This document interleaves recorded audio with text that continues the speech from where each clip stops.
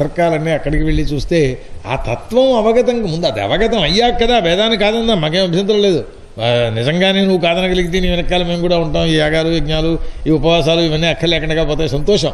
కానీ నిజముగా చెయ్యాలి అని అంటే దాని తత్వం ఏదో ముందు తెలియడానికి నీకు ఏళ్ళు యుగాలు జన్మలు పడుతూ ఉంటే ఇక దాన్ని కాదనడం కోసం నువ్వు ఎక్కడ ప్రయత్నం చేయగలవు అని. సరే కనుక ఈ అవకాశం అనేటువంటిది కూడా జగత్ స్వరూపమంతా కూడా అక్కడ ఉన్నది. అందులో ఇంద్రియ విషయ దేవతాదుల సహితమైనటువంటి దశ ప్రాణాలు ప్రవేశించాయి. ఆ తర్వాత బ్రహ్మాద్యాది విభూతులన్నీ కూడా బయలుదేరినాయి. అవన్నీ కూడా చెప్పవలసింది ఏనని పుత్రపుత్రాదియుక్తమైన ప్రజలతో కూడుకున్న ఈ జగద్ వ్యాప్తి స్వరూపమంతా కూడా ఆ పరమాత్మ వ్యాపించి ఉంది అని అంటున్నావు కనుక హరి యొక్క గుణావతార చరిత్ర వంశ కథనలు తద్వంశజాతుల చరిత్రలు లోకత్రయ ప్రమాణం ఇవన్నీ కూడా నాకు చెప్పాలి. యోగముల యొక్క విస్తారం, యోగ సాంఖ్య మతముల యొక్క భాగాలు విభేదాలు ఎక్కడెక్కడున్నాయి, ధర్మార్థ కామ మోక్ష సాధనములు ఏమిటి, కృషి వాణిజ్యం దండనీతి ఇలాంటి వాటి యొక్క విధి, శ్రాద్ధ విధి, పితృదేవతా సంతుష్టి, గ్రహ నక్షత్రాది స్థితి మీకు అక్కర్లేనిది ఏమిటి? ఎక్కర్లేనిదేం లేదు. పరమాత్మ ఎక్కడెక్కడ వ్యాపించున్నాడో అన్నీ కావాలి అంటే జగత్మండలం యొక్క స్వరూపం అంతా కావాలి అని. రేపు ఎల్లుండి వస్తాయా భూగోళ ఖగోళాది వర్ణనములన్నీ కూడా. దానము, తపస్సు, యాగము, తటాగాది నిర్మాణములు, ప్రవాస స్థితుడైన వాడి ప్రవాసానికి వెళ్ళిన వాడి ధర్మాలు, ఆపద్ధర్మాలు, హరికి తుష్టిని కలిగింపజేసే సాధనాలు, ఇవన్నీ హరిప్రసాదాన్ని పొందేటటువంటి భక్తుల యొక్క లక్షణాలు, శిష్యవత్సలులైనటువంటి గురువులు శిష్యులకు ఎట్లాంటి అడగని ఎరగని విషయాలన్నింటినీ బోధిస్తుంటారా లేదా? బోధిస్తారయ్యా, మరి నాకు బోధించు. అది ఆయన అడిగేటటువంటి మాట. శిష్యుణ్ణయ్యున్నాను ఏది ఉచితం కథయంతి, ఏది ఉచితమో అది చెబుతారట వారు. కాబట్టి నువ్వు చెప్పవలసిందే తత్వముల యొక్క ప్రళయం.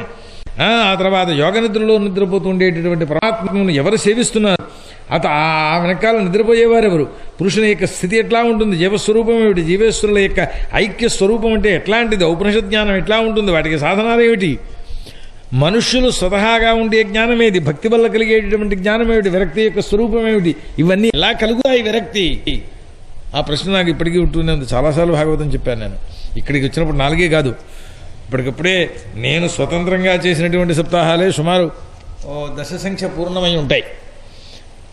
ఈ ప్రశ్నకి ఆయన సమాధానం చెబుతున్నాడు, నేను చెబుతూనే ఉన్నాను. వినవాళ్ళకి ఎంతవరకు తెలిసిందో నాకైతే తెలియదు, కానీ విరక్తి కలిగే సాధనం ఏమిటో ఇంతవరకు నాకు తెలియదు. పొంట పట్టలేదు, ఆ మొక్క నాకు తెలియలేదని కాదు. ఆ విరక్తికి సాధనం ఏమిటి? విరక్తిశ్చ కస్మాద్భవతి అంటారు వారి ప్రశ్నది. అదేదో తెలిస్తే ఇక్కడెందుకు కూర్చుంటాను నేను? హరి యొక్క ఈ కొత్త బట్టలు కట్టుకోవాలి, ఈ శాలువారు కప్పుకోవాలి, ఈ బండదండలు వేయించుకోవాలి, ఈ కోరుకుంటుందా? విరక్తే కలిగితేను. కనుక ఈ ప్రశ్నలన్నింటినీ కూడా అడుగుతున్నామయ్యా, వాటికి సమాధానం చెప్పవలసింది. వేద యజ్ఞ తపోదానాదులన్నీ కూడా మనుష్యులకు అభయదాన పుణ్యం కంటే ఎక్కువ ఫలితాన్ని ఇవ్వబో అన్నారు. లోకంలో భయం జగత్తంతా కూడా దీని యొక్క షోడశరమ భాగా ఫలాన్ని కూడా ఇవ్వటం. మీరు యజ్ఞాలు యజ్ఞాన్ని చేసినప్పటికీ కూడా ఆ అజ్ఞాన నివృత్తిని కలిగించి అభయాన్ని కలిగింపచేసేటటువంటి స్థితిని ఉపదేశం చేస్తే వచ్చేటటువంటి ఫలంలో సకల యజ్ఞ తపోదాన తపకర్మలన్నీ కూడా కలిపితే 16వ వంతు కావు అని కనుక అని విదురుడు అడిగితే మైత్రేయుడు మహా సంతోషపడిపోయినట్ట. ఎందువల్ల అని పరమాత్మను కీర్తించే భాగ్యాన్ని అడిగాడయ్యా. అడిగితే చెప్పాలి, అడగకపోతే చెప్పకూడదు, అదో నియమం దానికి పైగా అని చెప్పి అన్నారు. అనేప్పటికీ ఆయన సమాధానం చెప్పడం ప్రారంభిస్తున్నాడు అన్నారు శ్రీశుకాచార్యులు వారు. ఇది శ్రీమద్భాగవతే తృతీయ స్కంధే 7వ అధ్యాయ. శ్రీకృష్ణార్పణమస్తు. శ్రీమద్గురుచరణ అరవిందాభ్యాం నమో నమః. హరయే నమః. మైత్రేయో వాచా సత్సేవనీయో పూర్వంశో లోకపాలో భగవత్ప్రధాన బహువిధేహాజిత కీర్తిమాలాం పదే పదే నూతనయస్య భీక్షణం. మహాభాగవతంలో మైత్రేయులు వారు ఇక్కడ చెబుతున్నారు, చాలా పూర్వవంశం చాలా గొప్పదయ్యా అన్నారు. ఏమి అన్నాడు? సర్వలోక పాలకుడైనటువంటి భగవంతుడు ప్రధాన పురుషుడై అందులో అవతరించాడు ఆయన. ఓ విదురా, సజ్జనులైనటువంటి వారందరూ సేవింపదగినటువంటిది వంశం అని ఆ పరమాత్మ యముడు అందులో అవతరించాట. అంటే విదురుడు కూడా ఆ పూర్వవంశంలో జన్మించాడు కనుక అని హరి యొక్క కీర్తిని ప్రతిక్షణము పెంపొందింపచేసేటట్టుగా నన్ను ప్రశ్నలు అడుగుతున్నాడు. దుఃఖాన్ని పోగొట్టడం కోసం, సుఖాన్ని కలిగించడం కోసం భాగవతాన్ని చెప్పడం ప్రారంభిస్తున్నాము అన్నారు. ఏమిటి దాని యొక్క ప్రత్యేకత అంటే ఆ భాగవత స్వరూపాన్నే ఈ ప్రశ్నలకన్నింటికి సమాధానంగా సనత్కుమారాదులకు చెప్పారు. ఒకప్పుడు సనకాదులందరూ కూడా తత్వాన్ని తెలుసుకోవాలని చెప్పేసేసి అక్కడ ఆదిశేషుడి దగ్గరికి వెళ్ళారు. ఆయన స్వాశ్రయుడై, అంటే తనకు తానే ఆశ్రయమైన వాడై, ఇతరాశ్రయం అక్కర్లేని వాడై. ఎవడుంటాడు అట్లా? పరమాత్మ ఒక్కడే. అటువంటి వాసుదేవ స్వరూపుడైనటువంటి అతన్ని పూజ చేస్తూ సనకాదులందరూ అక్కడికి వెళ్ళేటప్పటికి ఒక్కసారి అలా కళ్ళు తెరిచి చూచాట ఆ ఆదిశేషుడు. అట్లాంటి అనంత స్వరూపుడైనటువంటి ఆయన్ని చూచారు. వస్తోంది అనంతవ్రతం 4 రోజుల్లో. గంగాజల ఆర్ద్ర జటాజూటులై ఉన్నారు వీళ్ళందరూ కూడాను. ఆ జటాజూటములతోటే వెళ్ళి ఆయన పాదాలకు నమస్కారం చేశారట. ఆ పవిత్ర చరిత్రలను కీర్తనం చేస్తూ ఉండేటువంటి వారలై ఉండేటప్పటికీ ఆ ఆదిశేషుని అడిగారు. అడిగితే మోక్షధర్మమునందు ఆసక్తి కలిగిన సనకాదులకందరికీ కూడా ఆయన భాగవతాన్ని చెప్పాడు. సనత్కుమారుడు అడుగుతున్నాడు. తర్వాత సనత్కుమారుడు తనను అడుగుతూ ఉండేటటువంటి సాంఖ్యాయనుడు అనేటటువంటి వానికి ఈ పురాణాన్నే చెప్పాడు. సాంఖ్యాయనుడు కూడా మా గురువుగారైనటువంటి పరశురామునకు చెప్పారు. ఏదో నేను మా గురువుగారు అంటూ ఉంటాను. ఎప్పుడైనా ఏదైనా అవసరం వచ్చినప్పుడు వారి యొక్క విషయం గుర్తుకొచ్చినప్పుడు కొంతమంది ఆక్షేపిస్తూ ఉంటారు. ఆక్షేపించవలసిన అవసరమేం లేదు. ఇక్కడ వీరే చెబుతున్నారు, సాంఖ్యాయనుడు అనేటువంటి వాడు మా గురువుగారైనటువంటి పరాశరునికి బోధ చేశారయ్యా. పరాశరుడు బృహస్పతికి చెప్పారట. ఆ పరాశరుడు నాకు కూడా చెప్పాడయ్యా ఓ విదురా. మైత్రేయుడు చెప్పుకుంటున్నాడు. మైత్రేయుడు అంతటి వాడు గురువుగారిని స్మరించుకోగలింది. నేను మా గురువుగారిని స్మరించుకుంటే మీకెందుకండి బాధ? అందుచేత అలా స్మరించుకోలేని జన్మ మనకొద్దు. వారిని స్మరించుకునే జన్మే కావాలి ఎప్పుడైనా సరే.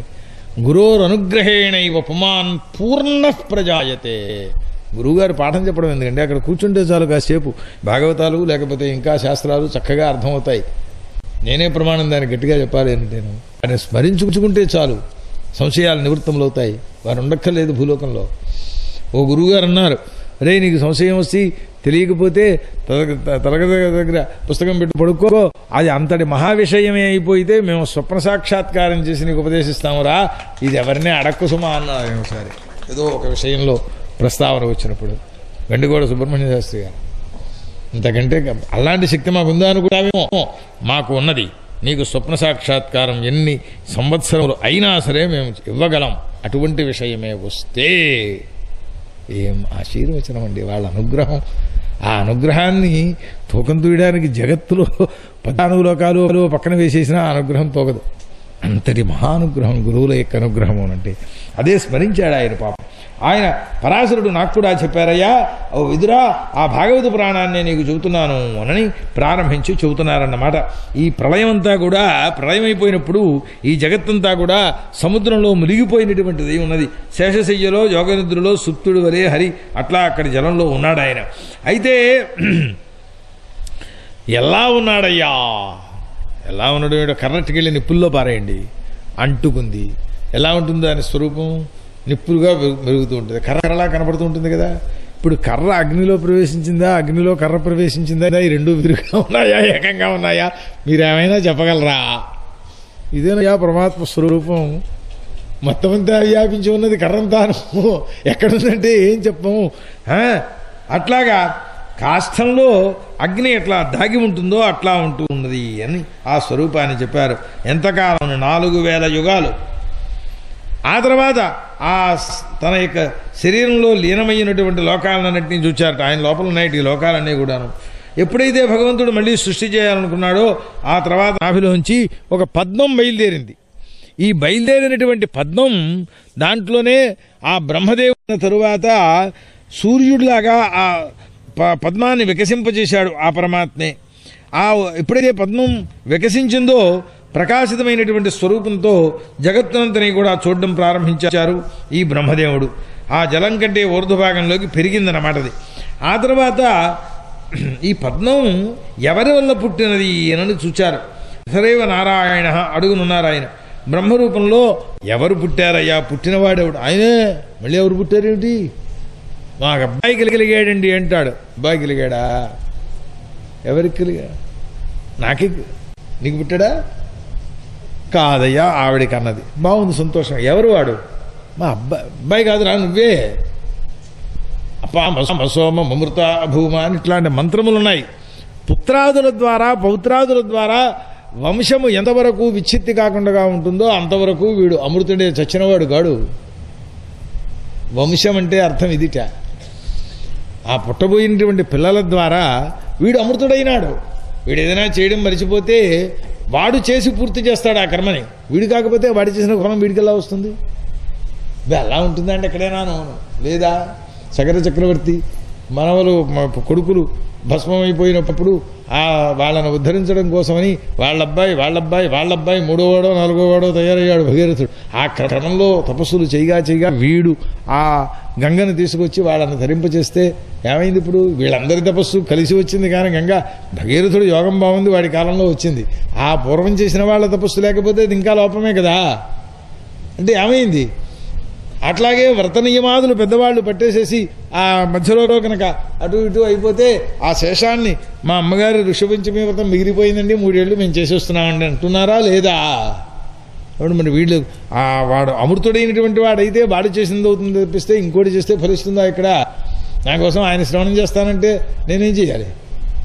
నా బదులు పోనీ శ్రవణం చేస్తానంటే ఇబ్బంది లేదు, ప్రవచనం చేయమనండి నా బదులు. మరి ఇది కూడా అవ్వాలి కదా. అదైనప్పుడు అందుచేత పుత్రుడికి మాత్రమే అధికారం ఉన్నది. పుత్రుడు అంటే పౌత్రాది స్వరూపంలో సూర్యచంద్రులు ఉన్నంత వరకు వంశము అవిచ్ఛిన్నంగా సాగాలనేటటువంటి కోరిక ఇందుకోసం కోరుతూ ఉంటారన్నమాట. సరే, ప్రకృతంలోకి వద్దాం. మధ్యలో ఒకసారి రెస్ట్ కోసం పై మాటలు వస్తుంటాయి. సరే,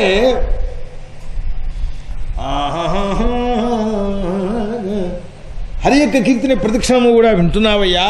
యముడవే భూలోకంలో అవతరించినటువంటి వాడవయ్యి కనుక దుఃఖ నాశం కోసమని చెప్పి ఆ భాగవత పురాణాన్ని చెబుతున్నాను అని ప్రారంభించారు కదా. ఎప్పుడైతే ఆయన సృష్టి చేయాలనుకున్నాడో ఆ పరమాత్మే పద్మములో బ్రహ్మగా ఆయనే ప్రకటితమయ్యాడు. ఆత్మావైపుత్రనామ సజీవ శరదశతం. ఎందుకంటే వేరే ప్రమాణం, శృతికి మళ్ళీ ఇంకా ప్రమాణంతో వెళ్ళాడు అని అంటే వాడు మనిషిగాడు. అంటే దేవతలు అనుకుంటున్నారా? చచ్చా, ఇంకా ఏదో కిందమైన నీచమైన వాడు అయి ఉండాలి. వాడు శృతికి ప్రమాణం ఏమిటంటే స్వతఃప్రమాణభూతమైనటువంటిది వేదం. ఆత్మావైపుత్రనామాసి అని చెబుతోంది కదా. అందుచేత సరే, ఆ బ్రహ్మ ఆ పత్రముల యొక్క కర్ణికల యందు ఉన్నటువంటి వాడై లోకంలో ఏమీ లేకపోయేటప్పటికీ 4 దిక్కులకి చూడాలి అని చూడడం ప్రారంభించారట. మనకి మళ్ళాగా ఇలా చూసాం, వెనక్కి చూడాలండి అనంటే ఇలా తిరిగిపోవాలి. ఆయన తిరగక్కర్లేదు, అక్కడో ముఖం వచ్చింది చూడడానికి. ఇటు పక్కన ఇటుక్కడో ముఖం. మనస్సంకల్ప మాత్ర ప్రభావమైనటువంటి సుఖములు కలిగినటువంటి వారై ఉంటారు బ్రహ్మలోకంలో యోగీశ్వరులు అని కదా వర్ణిస్తున్నారు. వాడికి ఎంత షర్బత్తు కావాల్సి వస్తే అంత షర్బత్తు అక్కడికి వచ్చేస్తుంది, ఎవడు చెప్పక్కలే. సంకల్ప మాత్రం అక్కడ సుఖములన్నీ కూడా అనంటుంటే ఇక్కడ చెప్పేదే ఉన్నది కనుక ఏ పక్కకి చూస్తే ఆ పక్కన 4 పక్కలని ముఖాలు వచ్చేసాయండి అన్నారు. చూడాలనుకున్నాడు కనుక 4 ముఖాలు వచ్చాయి ఆయనకి. ఇంకా అనుకుంటే ఇంకా వచ్చునేమో. అట్లా వచ్చినటువంటి వాడి ఆ బ్రహ్మదేవుడు. ఇక్కడ విశేషం ఏంటంటే దేవతలకు తలకాయలు చాలా ఉన్నవాళ్ళు ఉన్నారు, రాక్షసులకు తలకాయలు చాలా ఉన్నవాళ్ళు ఉన్నారు. దేవతల యొక్క ముఖాల దగ్గరికి వచ్చేటప్పటికి 4 దిక్కులకు ఇలా వ్యాపించి ఉంటాయి. ఇంకా 5వ ముఖం ఉంటే నెత్తి మీద ఊర్ధ్వముఖంగా ఉంటుంది, ఒక వరుసగా ఉండవు. రాక్షసుల దగ్గర ద్విముఖులు త్రిముఖులు ఇలాంటి వాళ్ళు చాలామంది ఉన్నారు, వాళ్ళకి వరుసగా ఉంటాయి. చూపు ఒకటే వాళ్ళకి, అన్ని దిక్కులకు వెళ్ళదు. అంతర్ముఖము బహిర్ముఖము అని ఈ మాటలేం లేవు, మొత్తం అంతా పైముఖమే. కాబట్టి వాళ్ళు పంక్తిముఖులు, వాళ్ళు వరుసగా ఉంటాయి ముఖాలు వాళ్ళకి. దేవతల దగ్గర వచ్చేటప్పటికి సకల దిక్కులకు ముఖములు ఉంటాయి అని దాని స్వరూపాన్ని వర్ణిస్తారు. ఇదిగో బ్రహ్మదేవుడికి 4 దిక్కులకు ముఖాలు రావడానికి కారణం ఇది. ఈ పక్కనుందో ఆ పక్కనుందో అని వెతుకుతూ ఉంటాం కదా. అట్లా ఆయన 4 ముఖాల్లోంచి చూస్తే 4 దిక్కులకు 4 ముఖాలు వచ్చేసేసాయి అని. ఆ తర్వాత ఇదొక బ్రహ్మస్తవం. ఇది శ్రీమద్భాగవతే తృతీయ స్కంధే 8వ శ్రీకృష్ణార్పణమస్తు. శ్రీమద్గురుచరణారవిందాభ్యాం నమో నమః. హరయే నమః. హరయే నమః. బ్రహ్మోవాచ జ్ఞాతోస్మేతి శుచిరాన్నదేహభాజాం న జ్ఞాయతే భగవతో గతిరిత్యవద్యం నాణ్యత్వదస్తి భగవన్నపి తన్న శుద్ధం మాయాగుణయతిగరాజ్యదురుర్విభాసీ. బ్రహ్మదేవుడు ఆ పరమాత్మను స్తోత్రం చేస్తున్నాడు. ఓ పరమాత్మ, దీర్ఘకాల ఉపాసన చేసిన కారణం చేత ఇప్పటికి నేను తెలుసుకోగలిగాను అని అన్నాడు. దేహభాజాం నజ్ఞాయతే. దేహధారులైన వాళ్ళు తెలుసుకోగలిగినటువంటిది కాదు ఇది, అట్లాంటి స్వరూపం. సరే, ఇది చాలా ఆలోచించదగిన లేదా క్లేశాన్ని కలిగింపచేసేటువంటి విషయం ఇది. ఎందుకంటే మాయా సంబంధం కలిగేటప్పటికీ నానారూప స్వరూపములలో ఉంటుండే భూతాధికమంతా కూడా కనపడుతుంది. కానీ వాస్తవంలో చూస్తే నీకంటే అతిరిక్తమై ఏమీ లేదు అక్కడ. దీని పేరు తిరువనంతపురంలో ఉంటుండేటటువంటి అనంత పద్మనాభ స్వామి భూషణములనన్నింటినీ చూశాం.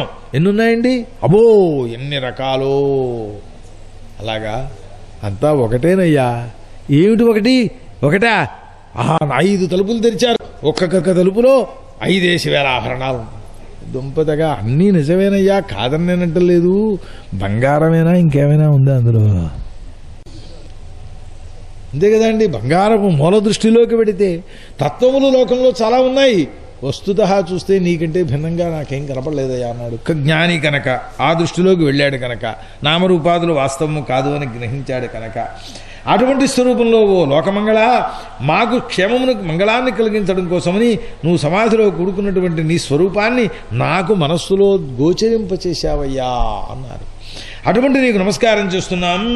ఈ జనుడు అభయ స్థానాన్ని పొందాలని కోరుకుంటాడు. అభయస్థానం ఎప్పటికి వస్తుంది ఎవరికైనా సరే అంటే నీ పాదమూలాశ్రయం ఒక్కడి తప్ప ఇంకో మార్గమేం లేదయ్యా అన్నారు. లోకంలో ధనం, గృహాలు, మిత్రులు, ఈ మొదలైన భయశోక మమకారాదులు ఎన్నెన్నో కలుగుతూ ఉంటాయి. అవన్నీ పోవాలి అనంటే నీ పాదమూలమ్మ కావాలి.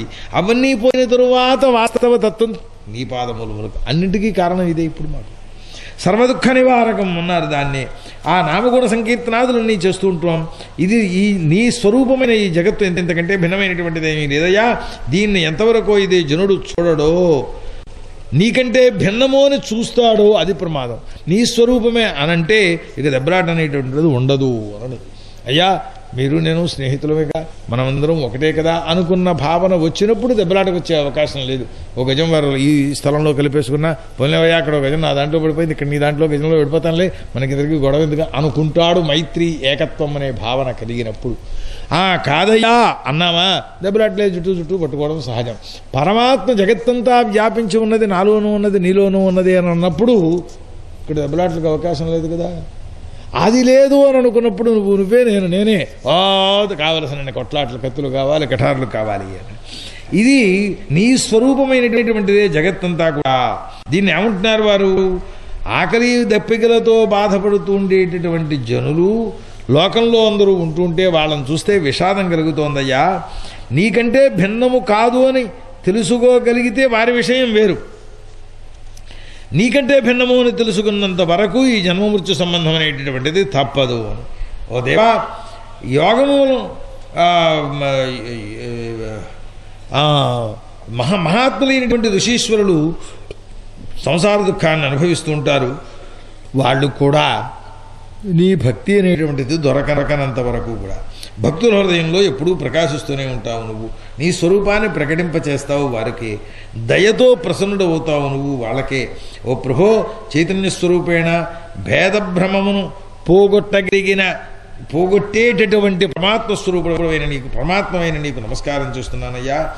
లోకంలో మృత్యు సమయంలో ఎవడు నీ నామాన్ని ఒక్క పర్యాయమైనా ఉచ్చరిస్తాడో వాళ్ళకి ఎన్ని జన్మలలో చేసినటువంటి మహాపాపములు పోతాయి అన్నారు. లోకంలో కొన్ని మంచి పవిత్రములైన కాలాలుంటాయి. ఏమిటి ఆ కాలాలు? ఏదో గ్రహణ సమయం, కురుక్షేత్రం వెళ్ళినప్పుడు ఇలా చెబుతుంటారు. అందరికీ పుణ్యకాలం ఒక్కటి ఉన్నది, చచ్చిపోయే ముందు. ఆ సమయంలో వాడు చేసిన ఏ పనైనా అనంత కోటి గుణితం అవుతుంది. ఒక్కసారి నామస్మరణం చేస్తే వాడికి ముక్తి అన్నారు. అప్పుడు ఏమిటి కారణం? అది వాడికి పుణ్యకాలం కనుక. అది చావుంటే భయం, అంత పుణ్యకాలం వస్తోంది, సంతోషిద్దాం. కనుక ఎవరి యొక్క మూలము స్వరూపమైనటువంటి పరమాత్మ యొక్క శాఖల రూపంలో బ్రహ్మవా, విష్ణువు, రుద్రుడు, శాఖోపశాఖలు, మరీచ్యాదులు ఇలాగా జగత్తంతా వ్యాపించి ఉంటుండేటువంటి భువనాకార స్వరూపుడవైన నీకు నమస్కారం చేస్తున్నామయ్యా. భువనాకార వృక్షము అంటారు దాన్ని. ఆ విధంగా ఈ లీలయ మూఢజనులు ఎవరైతే ఉన్నారో వాళ్ళకి నిద్రాభినయం చేస్తూ ఉండేటటువంటి వాడై పరమాత్మ నిద్రపోతాయండి. ఆ పరమాత్మ ప్రళయకాలంలో అందరినీ తనలో ఇమిడి చేసుకుని ఏమడ్డము లేదు, ఏం లేదు, ఆయన స్వరూపమే మొత్తం అంతా కూడా. జలమధ్యంలో నిద్రపోతున్నవాడు వలె శేషశయ్యలో కూర్చుని ఉంటాడు. ఆయన నాభికమలంలోంచి జగత్ స్రష్టనైన నేను పుట్టాను అన్నాడు ఆయన. అటువంటి పరమాత్మ తన ఉదరంలో ఉంటూ ఉండే అటువంటి జగత్తులన్నింటినీ తన ఉదరంలో పెట్టుకునే పరమాత్మకు నమస్కారము ఇలాగా స్తోత్రం చేశాడు ఆయన. ఎందువల్లనంటే ఏ పరమాత్మ వల్ల నేను పుట్టాను, ఏ అనంత శక్తులైనటువంటి పరమాత్మ యొక్క విచిత్ర రూపాలన్నింటినీ చూస్తున్నాను, ఆ దీనికి కారణభూతమైన వేదజ్ఞానము నా నుండి విస్మృతిని పొందకుండుగాక అని ప్రార్థించాడు. అది వేదము యొక్క ప్రభావం. బ్రహ్మదేవుడికి కూడా ఆ వేదమే కావలసి వచ్చింది పాపం, అది తప్ప గతి లేదు. ఆ బ్రహ్మదేవుడు కూడా సోసవు అటువంటి పరమాత్మ ఒక్కసారి జగత్తును తెరిచి జగత్ సృష్టి కోసమని చెప్పి నా అనుగ్రహం కోసం లేచి మధుర వాక్కులతోటి నా దుఃఖాన్ని పోగొట్టుగాక అని ప్రార్థించాట ఆయన పాపం. ఇలా బ్రహ్మదేవుడు స్తోత్రం చేస్తే చేసి ఆగిపోయినాడు. అలసట వస్తుంది కదండి, సహజం కదా. ఇంకో గంట పోతే నేను పురాణం మానేసేయాలి, ఇంక చెప్పే ఓపిక ఉండదు. అట్లా అంటే అప్పుడు భగవంతుడు ప్రత్యక్షమై ఆ బ్రహ్మదేవుణ్ణి చూచి ఆయన మోహాన్ని పోగొట్టడం కోసమని ఆ ప్రళయకాలక మహాసముద్ర దర్శనం చేత భయపడిపోయినట్ట ఆయన పాపం. ఆ బ్రహ్మదేవుడు ఆయన్ని భయాన్ని పోగొట్టడం కోసం ఓ వేదధారి, ఏమి సంబోధనండి, వేదాలను ధరించి ఉన్నావో నువ్వు అనంటారన్నమాట ఇక్కడ. హే వేదగర్భ, వేదములను గర్భంలో ధారణ చేసినటువంటి వాడవు నువ్వు, నీ యొక్క తండ్రి పోతుంది, ఉద్యమాన్ని కలిగి ఉండవయ్యా, ఎప్పుడు కూడా ప్రయత్న పురస్సరంగా ఉండు అని అరిచిపోయానంటామేమిటండి. మనం పని చేస్తుంటే ఆ అలసట పక్కకి పోతూ ఉంటుందంతే, అది దానికోసం భయపడ్డమేమిటి అని పరమాత్మ చేసేటటువంటి ఉపదేశం అన్నమాట ఆ స్వరూపంలో అని. అట్లాంటి స్వరూపంలో మళ్ళీ తపస్సు చేయి, నా ధ్యానం చేస్తుండు, ఈ హృదయంలో స్పష్ట రూపేణ అన్ని లోకాలు కనపడతాయి, అప్పుడు దాన్ని బహిర్గతం చేసి సృష్టి చెయ్యి అన్నారు. మనస్సులో ధ్యానం చేస్తేనే కానీ ఏ చిత్రకారుడు బొమ్మ వేయడు, మనస్సులో భావన చేస్తేనే తప్ప ఏ విషయాన్ని ఏ ఉపన్యాసకుడు పైకి చెప్పలేడు కదా. అదే చెయ్యవయ్యా అన్నారు, అదే తపస్సు అంటేను. అక్కడ తపశ్శబ్దార్థం అదే. అందుచేత పరమాత్మ సంబంధం మాత్రం కావాలి. సర్వభూత స్థితుడైన నన్ను ఎవడైతే చూస్తాడో వాడికి అజ్ఞానం శూన్యమవుతుంది, అప్పుడు అజ్ఞానం లేకుండా పోతాడు. సర్వభూత స్థితమైన స్వరూపాన్ని చూడకపోతే మాత్రం సర్వత్ర వ్యాప్తం, జగత్తంతా వ్యాపించి నేనే ఉన్నాను, అప్పుడే వాడు మోక్షాన్ని పొందుతాడు. మదైక్యం ఆపన్నం అంటారు జీవుడు పరమాత్మతో ఏకత్వాన్ని పొందినటువంటి వాడే అని. దాన్ని తెలుసుకుంటే వాడు ముక్తుడవుతాడు అని. పరమాత్మ యందు మనస్సు అనురక్తమైతే అప్పుడు రజోగుణయుక్తమైనటువంటి రజోగుణం అనేటటువంటిది దానికి సంబంధం కలిగి ఉండదు. ఎందుకంటే పరమాత్మ సత్వస్వరూపుడే కనుక. సగుణ స్వరూపం దగ్గరికి వచ్చేటప్పటికి అట్లాంటి స్వరూపాలు చెబుతారు. జలంలో కమలం యొక్క మూలం ఎక్కడ ఉంది అని వెతకడం కోసమని వచ్చి హృదయంలో నన్ను చూచావు నువ్వు. ఓ బ్రహ్మ, ఇప్పుడు నా చరిత్ర వర్ణనాన్ని దాంతోపాటు స్తుతిని కూడా చేశావు. నీ తపోనిష్ట చాలా గొప్పదయ్యా, నా దర్శనం సంప్రాప్తమైంది దానివల్ల అని. ఇది కూడా నా అనుగ్రహం వల్లే కలిగినది. నీకు ప్రసన్నునైనాను, నీకు క్షేమం కలుగుతుంది, సంశయమేం లేదు.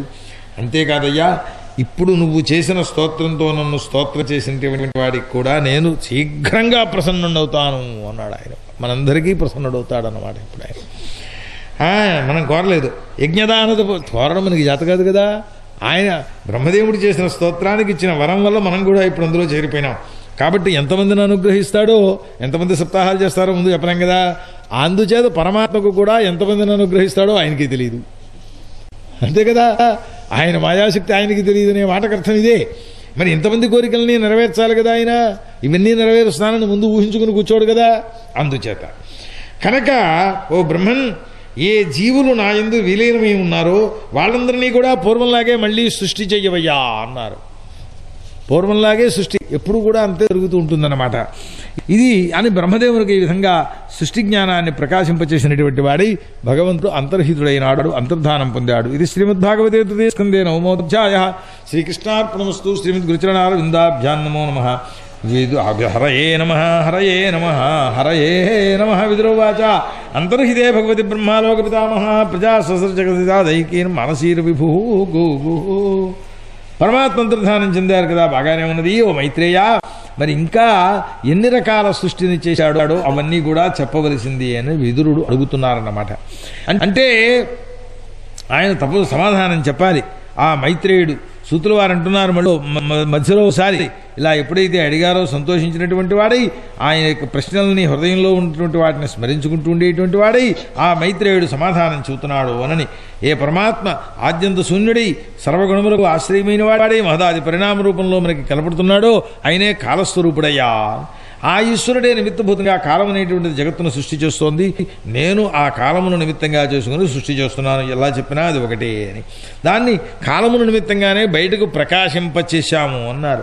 ఇట్లాంటి జగత్ ఏదైతే ఉన్నదో పూర్వం కూడా ఇట్లాంటి జగత్తే ఉన్నది అని. నకదాచుదనీదృశం జగత్తు అంటారు. ఇట్లాంటి లేని ఇవేమీ లేని ఓ జగత్తుంటూ ఎప్పుడు లేదా ఎప్పుడు ఇలాగే ఉంది అని తాత్పర్యం అన్నమాట. ఆ తర్వాత ప్రకృతాది సర్గములు సృష్టిలున్నాయి అన్నారు. మహత్వాదులు 6 ప్రాకృత సృష్టిలు, మనుజాదులు 3 వైకృత సృష్టిలు, ప్రాకృత వైకృత మిళితమైనటువంటిది 10వ సృష్టి అని ఇట్లా వాటి యొక్క స్వరూపాన్ని కూడా చెబుతున్నారు ప్రధానంగాను అని. ఒకటి ప్రధాన మొట్టమొదటి సత్వరజస్తమో గుణముల యొక్క వైషమ్యము కలగడమే మహత్తత్వము యొక్క మొదటి సృష్టి అని. ఆ తర్వాత అహంకార సృష్టి, ఆ తర్వాత మహాభూత సృష్టి, తర్వాత ఇంద్రియ సృష్టి, తర్వాత దేవతా సృష్టి, తర్వాత జీవుల యొక్క ఆవరణ విక్షేప శక్తులు ఏవైతే ఉన్నాయో అవి అవిద్యారూపమైనటువంటిది అన్నమాట. అది 5 విధములైనటువంటి సృష్టి అని అన్నారు. ఆ విధంగా 6 ప్రాకృత సృష్టిని చెప్పారు. వైకృత సృష్టిలు ఏమిటి? ఇది స్థావర అంటే చెట్లు చామలు మొదలైనటువంటి వాటి యొక్క సృష్టి. అది మళ్ళీ 6 రకాలు. వనస్పతి ఓషధి వెడగొట్టడం ప్రారంభిస్తే చాలా వాటి స్వరూపం ఉన్నాయి. లతలు, లేకపోతే చర్మల శక్తి కలిగినవి, చర్మ అందులో గుణం, లేదా లోపల ఉంటుండేటువంటి మధ్య అంటే ఆ చెట్టును నరికేసి ఆ మధ్యలో ఉంటుండేటువంటి లోపల ఉంటుండే కాయ మంచి దృఢమైనటువంటి భాగం ఉంటుంది అది. ఇట్లా వాటి యొక్క స్వరూపాలు. ఆ తర్వాత 8వది పశుపక్షుల యొక్క సృష్టి. ఆ పశుపక్షులు 28 రకాలు చెప్పారు. గోవులు, అజములు, మేకలు, దున్నపోతులు, లేడులు, పందులు, గవయమృగాలు, రురుమృగాలు, మేషమృగాలు, ఇట్లాగా 9 అందులో ద్విశభములు అంటే 2 రెక్కలు కలిగినటువంటివి. మళ్ళీ కొన్ని ఏకశభములైనటువంటి సృష్టి 6. ఆ తర్వాత కుక్కుర అంటే ఈ కుక్క, కోడి, నక్క, తోడేలు, పెదపులి, పిల్లి, చెవల పిల్లి ఇలాంటివన్నీ కూడా 15 రకాల 13 రకాల పంచనఖ సృష్టులు ఉన్నాయి అని అన్నారు. ఆ తర్వాత కంకపక్షులు మొదలుగా కలిగిన నెమళ్ళు, హంసాలు, సారసులు, చక్రవాకాలు ఇలాంటివన్నీ 12 రకాల ఆకాశంలో ప్రయాణం చేసేటువంటి సృష్టి. ఇవి 2 కలిపితే 28 భేదాలు అయ్యాయి. ఆ తర్వాత 9వది మానవ సృష్టి అన్నారు. అక్కడికి వచ్చేటప్పటికి స్త్రీ పురుషులని మొత్తం ఒక స్వరూపమే ఉంది. స్త్రీ పురుష స్వరూపమే తప్ప అంతకు మించి వేరే సృష్టి లేదు ఇక్కడ. ఈ మానవులందరూ కూడా రజోబాహుల్యం, రజోగుణం అధికంగా ఉన్న కారణం చేత దుఃఖమును సుఖమని భావన చేస్తూ ఉంటారు. పులిహార పట్ర, పచ్చిమిరపకాయలు వెయ్యి నవిరేసరికి ఇల్లు ఉంటుంది. పంచదార పట్ట నూరు మడిపోతుంది. ఈ దుగురాయి పచ్చిమిరపకాయ తినడం, ఆ బెల్లం మొక్క కోసం ఏడవడం అంటే అదో సుఖం అనుకున్న అట్టవాడు. వేడివేడివి తినేయడం, నోరు కాలింది అనుకుంటూ ఉండడం, ఇట్లా దుఃఖమునందే సుఖము అనే భావన కలిగి ఉంటూ ఉండడం. 10వది ప్రాకృత వైకృతాత్మకమైనటువంటి సృష్టి. అది సనత్కుమారులు వీళ్ళందరి యొక్క సృష్టి అని అన్నమాట. దేవతల యొక్క సృష్టి కూడా వైకృత సృష్టిలోదే కలిగిపోయింది. దేవతల యొక్క సృష్టి కూడా 8 రకాల ఉన్నది. పితృ, అసుర, గంధర్వాప్సరస, యక్షరక్ష, భూతప్రేత, పిశాచ, సిద్ధచారణ, విద్యాధర, కన్నరాదులు అని కొన్ని కలిపి చెప్పారు. మొత్తం 10 రకములైనటువంటి సృష్టులు బ్రహ్మదేవుడు చేశాడయ్యా అని. ఆ తర్వాత వంశములు, మన్వంతరములు ఇవన్నీ కూడా ఉన్నాయి. వాటిని క్రమంగా చెబుతాం. ఈ విధంగా ఎవరు సృష్టి చేశారు? హరిహి, ఆయనే సృష్టి చేస్తున్నాడు. ఆయన తర్వాత వాడిని సృష్టి చేస్తే, వాడు తర్వాత వాడిని సృష్టి చేస్తే, వాడి తర్వాత వాడిని సృష్టి చేస్తే అవనేవయ్యా వీడి రూపమే కదా. చెప్పాం కదా ఇందాక, ఆ మూల పురుషుడే ఇంతవరకు జీవించి ఉన్నట్టే వీడు ఉంటేను అని. ఆ రకంగా చూచినప్పటికీ కూడా ఇది శ్రీమద్భాగవతే 3వ స్కందే 10వ అధ్యాయ. శ్రీకృష్ణార్పణమస్తు. శ్రీమద్ గురుచరణారవిందాభ్యాం నమో నమః. హరయే నమః. హరయే నమః. హరయే నమః. మైత్రేయో వాచ చర్మ సద్విశేషాణాం అనేకో సంయుత సదా పరమాణు సవిజ్ఞేయో నృణామైక్యభ్రమో యతః గా.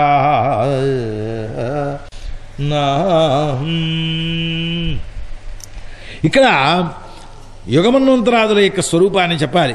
మహత్తత్వాదుల యొక్క అంతిమ అంశం వెడగొట్టండి చివరికి వెడగొట్టలేని స్వరూపం ఏదైతే ఉన్నదో దానిని పరమాణువు అని పిలుస్తారు. ఆ పరమాణువు దాని కంటికి కనపడదు. అది ఆ ఇంటి చిల్లుల్లోంచి పడుతుండే వెలుతురులో ఎగురుతూ ఉండేటటువంటి వాటిల్లో అతి చిన్న స్వరూపం ఏదైతే ఉన్నదో అందులో 3 అణువులు ఉంటాయి అన్నారు. దాన్ని విడగొడితే ఇంకేం కనపడుతుంది? అతి చిన్న స్వరూపం అది. అందుచే ఆ పరమాణువు దాని యొక్క సూక్ష్మాంశమే పరమాణువు అనమాట. ఇంకంతకంటే అంతకంటే గొప్పది లేదు. అది పరమాత్మే. అట్లాగే దాని యొక్క అతిస్థూలమైనటువంటి స్వరూపం అంటే మహత్తత్వం దాకా వెళ్ళిపోవాలి. అందులోంచి కదా ఇవన్నీ వచ్చాయి. అది మహాపదార్థం. ఈ స్థూల సూక్ష్మ పదార్థములుగా ఎట్లా అయితే పదార్థములు ఉన్నాయో కాలములు కూడా అట్లాగే ఉన్నాయా అన్నారు. సూక్ష్మ స్థూల రూపములతో కూడుకున్నటువంటివి అని. సరే, ఇందాక చెప్పినటువంటి మాట చెప్పాను. అయితే ఈ పరమాణు స్వరూపాన్ని సూర్యుడు ఎంత కాలంలో అతిక్రమిస్తాడో దాన్ని పరమాణు కాలము అని చెప్పారు. అది మనకి కనబడేది కాదు, యోగిధ్యేయం. ఆ త్రుటి దాకా మనకు కనబడదు అన్నారు. త్రుటి దగ్గర నుంచి ప్రారంభించి మనకు కనబడుతుంది అంటారు వారు.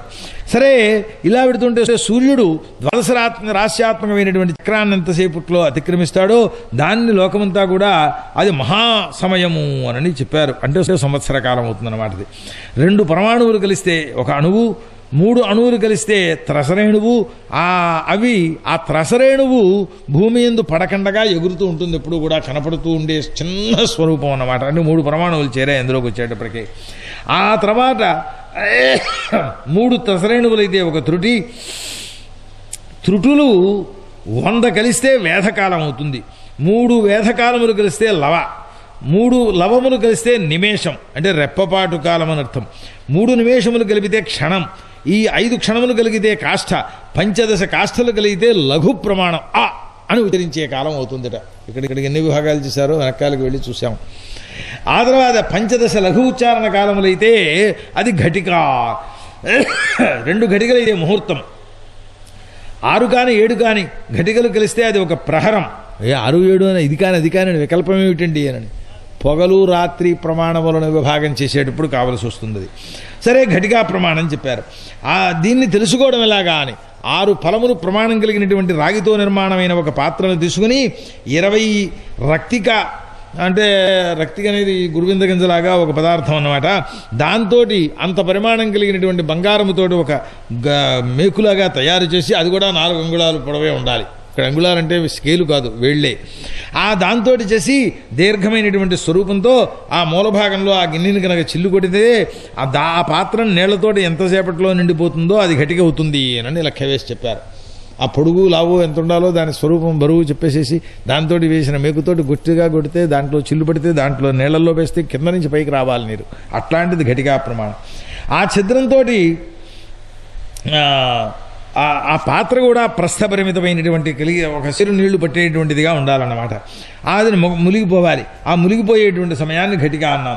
8 యామములు గడిస్తే, అంటే జాము అనంటే 3 గంటల కాలం, 24 గంటలు పొగలు రాత్రి కలిపినటువంటి కాలం అవుతుందన్నమాట. ఇవి 15 కలిస్తే పక్షం, అది శుక్లపక్షం కృష్ణపక్షం అని 2 పక్షాలు కలిస్తే మాసం, అది తెలుసు. ఆ మాసం అని ఎందుకు చెప్పామంటే పితృదేవతలకు ఇది ఒక పొగలు రాత్రి అవుతుందయ్యా అన్నారు.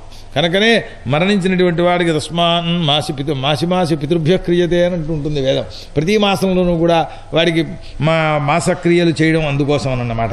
2 మాసాలు కలిస్తే ఋతువు, 3 ఋతువులు కలిస్తే అయినం, అది దక్షిణం అయినం ఉత్తరం అయినం అని చెప్పి 2 రకాలుగా విభాగం చేశాము అన్నారు. ఈ 2 అయినాలు కలిపితే దేవతలకు అహోరాత్రం అవుతుంది అన్నారు. మరణించిన పితృదేవతలు ఉండే ప్రదేశం అన్నమాట అది. అక్కడికి వెళ్ళేటప్పటికి ప్రతి సంవత్సరము వారికి శ్రాద్ధకృత్యం చేయడం అనేటువంటిది జరుగుతోంది. వాళ్ళకి రోజు భోజనం పెట్టినట్టే. లోకంలో ఆయుర్దాయం ఈ దేవతల యొక్క అహోరాత్రం అయితే మనుష్యులకు సంవత్సరం అవుతుంది. ఈ సంవత్సరమే పూర్ణమైన కాలం ఎవరికైనప్పటికీ కూడా. ఆ పూర్ణకాలం 100 సంవత్సరాలు మనుష్యుల యొక్క ఆయుర్దాయం.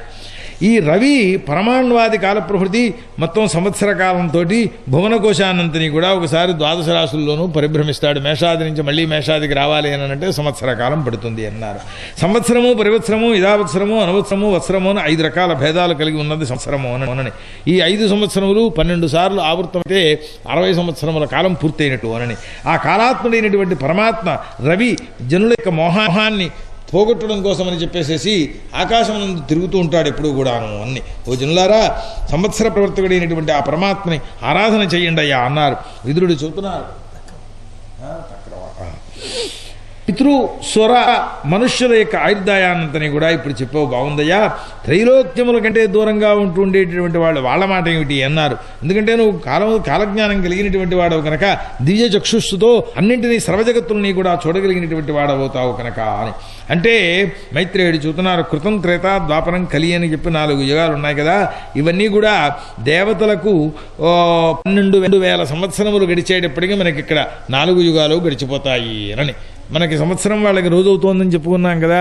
ఆ ప్రకారం లెక్క వేసినట్లయితే 44 లక్షల సంవత్సరములైతే ఈ యుగములన్నీ కూడా 4 పూర్తవుతుంటాయి అని. కృతాదిగంలో 4, 3, 2, 1 అనే దీని ఏమంటారంటే రేషియో అట్లా చెప్పాలన్నమాట. కలియుగం 4, ద్వాపరయుగం 8, త్రేతాయుగం 12, కృతయుగం 16 లక్షల సంవత్సరాల కాలం. వాటికి మళ్ళీ యుగసంధులని కొంచెం దానికి ఉన్నది. ఆ స్వరూపాలన్నింటినీ కలిపితే 44 లక్షలములు. ఈ చెప్పబడినటువంటివన్నీ కూడా యుగమునకు సంధికి ఆద్యంత కాలాలు ఇవన్నీ కూడా చెప్పుకొచ్చారు ఇక్కడ. దాన్ని యుగము అని అంటారు. ధర్మము కృతయుగంలో 4 పాదాలతో ఉంటే త్రేతాయుగంలో 3, ద్వాపరయుగంలో 2, కలియుగంలో 1 ధర్మం క్షీణం అవుతూ ఉంటుంది అని. మహర్లోకాదుల్లో నివసిస్తుండే భృగ్వాది మహర్షులు ఏవైతే ఉన్నారో ఈ చతుర్యుగ సహస్రములు అంటే 1000 యుగాలతో 4 యుగములతో కూడుకున్న 1000 అంటే 4000 మహాయుగాలు అవుతాయి. 1000 మహాయుగాలు అవుతాయి. మామూలు యుగాల్లో లెక్కిస్తే ఇవన్నీ కలిపితే వాళ్ళకి ఒక పొగలు మహర్లోకంలో కాలగణనం. 1000 మహాయుగాలైతే వాళ్ళకు ఒక పొగలు. ఆ తర్వాత మళ్ళీ అంతా రాత్రి కాలం. ఎలా ఉంటుందా అండి ఎక్కడైనా? చక్కగా ఉంది. అంటార్కిటికాలు గడితే 6 మాసాలు పగలు 6 మాసాలు రాత్రి మనకి ప్రత్యక్షంగానే కనపడుతోంది. వదిలేయండి, సైంటిస్టులు మనకి చాలా ఉపకారం చేశారు ఆ విషయంలో. 18 ఏళ్ల కుర్రవాళ్ళని ఇద్దరిని తీసుకొచ్చి ఒకరిని ర్యాకెట్లో కొంత ఎత్తుకు పంపించేసేసి ఒక 18 సంవత్సరాల తర్వాత కిందకి దింపితే వాడికి వయస్సు 20.5 సంవత్సరాలు అని చెబుతారట సైంటిస్టులు. శరీరాన్ని పరిశోధన చేసి ఇక్కడ ఉన్నవాడికి 36. అంటే మన 18 సంవత్సరాలు అక్కడికి వెడితే 2.5 సంవత్సరాల కింద కాలం గడిచింది శరీరం యొక్క పరిణామం మార్పు చెందడంలో. ఎందుకంటే మీకు వేరే సాక్ష్యం ఏం కావాలి? ఆ విషయాన్ని వీళ్ళు మరో రీతిగా చెప్పారు. ఆ తర్వాత ఆ కాలంలో బ్రహ్మదేవుడు నిద్రపోతూ ఉంటాడు. రాత్రికాలంలో బ్రహ్మదేవుని యొక్క దివసంలో ఒక 1 భాగంలో 14 మనువులు గడిచిపోతూ ఉంటారు అన్నారు. మనువుకి 71 మహాయుగం ఉంటుంది అని. వీళ్ళు చతుర్యుగాన మేకసప్తతిం, మహాయుగం అంటే 4 యుగాలు కలిపిన్నాం, దాన్ని కొంచెము తక్కువగా ఏకసప్తతి అంటే 71 అంతకాలాన్ని వాళ్ళు అనుభవిస్తారు ఒక్కొక్క మనువు. 14 పూర్తయ్యాపడంటే 1000 యుగాలు మహాయుగాలు అవుతాయన్నమాట. అది బ్రహ్మదేవుని యొక్క ఒక పొగలు. దాన్నే ఇందాక భృగ్వాద మహర్షులకు కూడా చెప్పింది. ఈ మన్వంతరాల్లో మనువులు, మనుపుత్రులు, ఋషులు, దేవతలు, హరి యొక్క అవతారాలు ఇవన్నీ పుడుతూ ఉంటాయి. ఇది దైనందినిక సృష్టి అన్నారు. బ్రహ్మదేవుడు రోజూ చేసేటువంటి సృష్టి. ఆ తర్వాత పశుపక్షి సురాది వీళ్ళందరూ కూడా స్వకర్మల చేత పుడుతూ ఉంటారు. అక్కడ ప్రతి మన్వంతరంలోనూ కూడా హరి అవతరిస్తూ ఉండేవాడు ఈ లోకాన్ని రక్షిస్తాడు. సాయంకాలంలో సృష్టి వ్యాపారాలన్నింటినీ మళ్ళీ ఉపసంహారం చేసుకుని పనులన్నీ పూర్తి చేసుకుని రాత్రి వచ్చి హాయిగా ఏసీ రూమ్లో నిద్రపోతాడు, ఏసీ ఆన్ చేసుకుని. మరిని ఇది మనకే కాదు వారికి కూడా ఇంతే. ఆ స్థితిలో ఈ భూరాజు లోకములన్నీ కూడా సూర్యచంద్రులతో సహా ప్రళయాన్ని పొందేస్తాయి. అటువంటి సమయంలో భృగ్వాది మహర్షులందరూ కూడా శేషముఖోత్థితమైనటువంటి వన్నితో 3 లోకాలు తప్పించిపోతుంటే ఈ లోకాలను విడిచిపెట్టే మహర్లోకం, అక్కడి నుంచి జనోలోకం ఇట్లా వెళ్ళిపోతుంటారు వాళ్ళు. అట్లాంటి స్థితిలో ఈ 3 లోకాలని చతుస్సముద్రములు కూడా ముంచేస్తాయి. జనోలోక నివాసులైనటువంటి వారు ఆ నమస్కారం చేస్తూ పరమాత్మను ఆ హరిని సేవిస్తూ ఉంటారు. ఆయన శేషశయ్యలో పడుంటాటప్పుడు ఆయన. ఇలాంటి అహోరాత్రాలు బ్రహ్మదేవునికి 100 సంవత్సరాలు పూర్తయిన తరువాత ఆయన యొక్క ఆయుర్దాయం కూడా అయినట్టుగా అవుతుందన్నమాట అని. అతని యొక్క ఆయుర్దాయంలో సగము లెక్కన వేస్తే దాన్ని పరార్థము అని అంటారు. పరార్థములు 2 అని వర్ణించాలే తప్ప పరము యొక్క అర్థం కదా అండి. కాబట్టి బ్రహ్మదేవుని కాలం అనకూడదు. పరము అనే శబ్దంతో బ్రహ్మదేవుని యొక్క ఆయుర్దాయ కాలాన్ని మనం నోటితో ఉచ్చరించకూడట. అది దాని యొక్క స్వరూపం వారు చెప్పారు. అందుకే వాటికి కూడా సంకల్పాలు చెప్పేటప్పుడు అద్య బ్రహ్మణ ద్వితీయ పరార్థే. ఇవాళ 51వ పుట్టినరోజు బ్రహ్మదేవుడికి ఇప్పుడు జరుగుతోంది. అప్పుడే చాలా కాలం జరుగుతుంది, ఇంకా చాలా కాలం జరుగుతుంది. పొద్దున్న 9 గంటల చిల్లర ఏదో నిమిషాల టైంలో ఉన్నాడు ఇప్పుడు ఆయన. ఆ తర్వాత ద్వితీయ భాగం పూర్వపదార్థము, ఉత్తర పదార్థము. ఇవి పూర్వపదార్థంలో బ్రాహ్మం అనేటటువంటి కల్పన జరిగింది. పూర్వపదార్థం యొక్క చివరి భాగంలో ఆది యందు చివరి భాగంలో పాద్మకల్పన జరిగింది. ఇప్పుడు శ్వేతవరాహ కల్పము అని అంటున్నాం. ఇది ద్వితీయ పరార్థం యొక్క మొదట్లో ఉన్నది. ఇందులో విష్ణుమూర్తి అవతరించారు, వరాహ స్వరూపంలో అవతరించారు. ఈ ద్విపరార్థాక్ష కాలం నారాయణుని దగ్గరికి వెళ్ళేటప్పటికీ బ్రహ్మదేవుని యొక్క పూర్ణాయుర్దాయ కాలం ఆ వైకుంఠలోకంలో ఉంటూ ఉండేటటువంటి నారాయణమూర్తి దగ్గరికి వెడితే కనురెప్పపాటు కాలం అవుతుందట ఆయనకప్పటికి. ఎలా నమ్ముతాం మరి? ఇందాక చెప్పినవి నమ్మాలి కదా మరి, ప్రత్యక్షంగా ఉన్నవి. అక్కడికి వెళ్ళేటప్పటికి ఆ తర్వాత ఆ పరమాణ్వాది ద్విపరాంతార్థ కాలం ఏదైతే ఉన్నదో దానిని విష్ణుమూర్తి యొక్క విషయంలో ఆయనకు కూడా ఇంతకాలము అని కనుక అనుకున్నట్లయితే దాన్ని లెక్క పెట్టడం ఎవరికి సమర్థుడు కాదు. పెన్నులు కాగితాలు సరిపోవు కనుక ఇవన్నీ మామూలుగా లోకంలో లెక్కలన్నీ దేని పేరు అభిమాని దేవతల యొక్క స్వరూపాన్ని గుర్తించి చెప్పడం అన్నమాట. బ్రహ్మాండ కోశంలో మొత్తం 500 కోట్ల యోజన, 500 కోట్ల పరిమితి ఉన్నది ఒక బ్రహ్మాండ స్వరూపంలో. ఆయన ఎవరో భాగవతం మీద ఉంటుండేటటువంటి దృష్టిని పెట్టుకుని ఇక్కడి నుంచి గంటకి 400 మైళ్ళు ప్రయాణం చేసే ర్యాకెట్లో బయలుదేరితే ఒక 500 సంవత్సరాలు అయ్యేటప్పటికి బ్రహ్మలోకంలోకి మనం చేరవచ్చును అని లెక్క వేశాడు. ఇక్కడి నుంచి అక్కడ ఉంటుండే దూరం పృథ్వీలోకంలోంచి సత్యలోకం వరకు కింద మళ్ళీ అంతా ఉంది. సప్తలోకాలు కింద ఉన్నాయి కదా. 500 సంవత్సరాలు ప్రయాణం చేయగలగాలి. అది మీ ఇష్టం, నాకు అభ్యంతరం ఏం లేదు. ఏమిటంటే వాటి స్వరూపం అదన్నమాట. 500 కోట్ల యోజనములు. యోజనం అనంటే 500 మైళ్ళ దగ్గర నుంచి ప్రారంభించి 8 యోజనముల వరకు భిన్న భిన్న కల్పాల్లో అర్థం ఉన్నది. దాన్ని గోదావరి నది ప్రమాణాన్ని పరిశీలించినప్పుడు 500 మైళ్ళ ప్రమాణంతో యోజనాన్ని లెక్క పెడితే సరిపోతున్నది. 8 మైళ్ళ యోజనం లెక్కేస్తే సరిపోవటం లేదు. సరే, ఈ భూమి ఆదుల కంటే పైన ఎంత ఉన్నది అని దశగుణోత్తరాధికై అష్టభి అన్నారు. దీని పేరు 18. దీన్నంతని కూడా 18 తోటి గుణించినట్లయితే ఎంత ఉంటుందో అటుపైన చూసుకోండి అన్నారు. అది ఈశ్వరుడు యొక్క దృష్టిలో ఇదంతా కలిపి ఒక పరమాణు స్వరూపము అని, ఈ బ్రహ్మాండములన్నీ కలిపి అటువంటి కోట్ల కొలది బ్రహ్మాండ రాశులు ఆయన శరీరంలో వ్యాపించి ఉన్నాయి, రోమాల్లో ఉన్నాయి. వాటికి అన్నింటికీ కూడా కారణం ఎవరయ్యా అంటే ఆ పరమాత్మ. ఇది శ్రీమద్భాగవతే తృతీయ స్కంధే ఏకాదశోధ్యాయ. శ్రీకృష్ణార్పణమస్తు. శ్రీమద్గురుచరణారవిందాభ్యాం నమో నమః. హరయే నమః. హరయే నమః. హరయే నమః. మైత్రేయో వాచా ఇది దేవన్నితః క్షతః కాలాక్ష ప్రమాత్మనః మహిమా వేదగర్భోత యథాస్రాక్షి నిబోధమే. మైత్రేయుడు చూస్తున్నారు, ఇది పరమాత్మ యొక్క కాలస్వరూపం చెప్పామయ్యా. ఇప్పుడు మన బ్రతుకులు ఎంతకాలమో దాన్ని బట్టి, ఈ బ్రతుకుల కోసం మనం ఎంత చెయ్యాలో దానిని బట్టి ఊహించుకోవాలి మనం. ఆ వేదగర్భుడైనటువంటి బ్రహ్మ సృష్టిని ఎట్లా చేశాడో చెబుతామేనండయ్యా అన్నారు. మొట్టమొదట స్వరూపం చేతనే ప్రకాశం కలగకుండా ఉండే స్వరూపం. ఆ తర్వాత దేహాదుల యందు అహంకార బుద్ధి, తర్వాత గ్రామ్య భోగేచ్ఛ, గ్రామ్య సుఖాలు అనుభవించాలని. ఆ భోగములు అడ్డుపడితే ఏదైనా తాగేద్దాం అనుకుంటుంటే ఎవరో వచ్చి కాదయ్యా అట్టే పెట్టు నేను తాగుతానంటే కోపం వస్తుంది కదా. అదే చెప్పారు, భోగానికి అవరోధం కలిగితే క్రోధం. భోగ నాశనంలో భోగము కలగకపోతే మృతోస్మి అంటాడు, చచ్చిపోయారా అంటాడు వాడు. నాశమైపోయాడండి వచ్చిన. ఏమయ్యావురా ఎదురుగుండా కనబడుతున్నావు? అబ్బే ఏం లేదంటే పంటలన్నీ ముంచేసింది గోదావరి. పంటలు ముంచేసింది కానీ నిన్ను ముంచేయలేదు కదా. పంటలు పోతే నేను ఏమిటండి అంటే పంటలనే తన దానిని తాననుకునే భావంలోకి వచ్చాడన్నమాట. అక్కడికి వచ్చేటప్పుడు మమకార స్వరూపం అహంకార రూపాన్ని పొందింది ఇప్పుడు. అదన్నమాట విశేషం. ఇలాగా అవిద్యావృత్తులు ఇవన్నీ సృష్టి చేశాడు ఈయన. ఈ పాప సృష్టి కలిగింది అని ఇవన్నీ దుఃఖాన్ని కలిగించేవే కదా. అంచేతను సంతోషమును పొందక బ్రహ్మదేవుడు మళ్ళీ మనసా సనక సనందన సనత్కుమార సనాతనులైనటువంటి వాళ్ళని సృష్టి చేశారు. రేనైనా ప్రజా సృష్టి చేయండి రా అన్నారట. వాళ్ళకి మోక్షధర్మం అంటే ఇచ్చగలిగిన వాళ్ళు ఈ ప్రజలు ఈ సృష్టి మనకేమొద్దాయా అన్నారు వాళ్ళు. కోపం వచ్చింది, క్రోధ శాంతిని చేసుకోవాలనుకున్నాడు. ఎంత నిగ్రహించుకున్నా ఆ కనుబొమ్మల్లోంచి బయటకు వచ్చేసేసింది. మన్యువు అనే పేరు కలిగినటువంటి వాడే పుట్టాడు ఆయన. అతడే ఏడుస్తూ పుట్టాడు. పుడిగాడు కాబట్టి రుద్రుడయ్యారు. ఏమయ్యా నన్ను సృష్టి చేశావు, నా పేర్లు ఏమిటి అన్నాడు ఆయన. వాడికి పేరు సరిపోలేదు. వాటికి స్థానాలు ఏమిటి కావాలి చెప్పాలి అన్నారు. అంటే నాయన ఏడవకు, నీ చెప్పిన ప్రకారం పేర్లు అవి చెప్తానులే నీకు అని చెప్పి ముందు రోదనం చేశావు కనుక రుద్రుడు అని పేరు పెట్టారు. పాపం వైష్ణవులు ఇదే మాట చెబుతుంటారు, రోదనాత్ రుద్రహ అని ఏడిచాడు కాబట్టి రుద్రుడయ్యాడండి అని ఈశ్వరుని అవమానించడం లక్ష్యంతో చెబుతుంటారు. ఈ రుద్ర శబ్దానికే ఇంకా చాలా అర్థాలు ఉన్నాయి. చెప్పడం ప్రారంభిస్తే ఓంకార స్వరూపం అర్థం రుత్ అనే శబ్దానికి. దానివల్ల పొందబడేటటువంటి వాడిని కనుక ఆ రుద్రుడు అని పేరు పెట్టారు. అంటే ఓంకారోపాసన చేసేటటువంటి ఈశ్వరులు పొందవలసిన పరమాత్మ స్వరూపము అని అర్థం చెప్పారు. ఇక్కడ సృష్టింపబడిన వాడు ఈ రుద్రుడు, ఈయన ఒక ప్రజాపతి, ఈశ్వరుడు గాడు. అంటే ఈశ్వరుడు కాడు అనడానికి లేదు, ఈశ్వర స్వరూపమే ఒక అంశతో జన్మించవచ్చుగాక. ఆ తర్వాత ఆయనకి హృదయం, ఇంద్రియములు, ప్రాణములు, నభస్సు, ఆకాశం అన్నమాట, వాయువు, వహ్ని, జలం, భూ అంటే పంచభూతాలు, సూర్యుడు, చంద్రుడు, తపస్సు అని 11 స్థానాలు ఇచ్చారు. ఆ 11 స్థానాల్లోనూ మన్యువు, మనువు, మహినసుడు, మహాంతుడు, శివుడు, ఋతుధ్వజుడు, ఉగ్రరేతుడు, భవుడు, కాలుడు, వామదేవుడు, ధృతవృతుడు అని 11 పేర్లు పెట్టారు. ఆ 11 ధీ, వృత్తి, ఉషణ, ఉమా, నియుత్, సర్పి, ఇళా, అంబిక, ఇరావతి, సుధా, దీక్ష అని 11 భార్యలను ఇచ్చారు.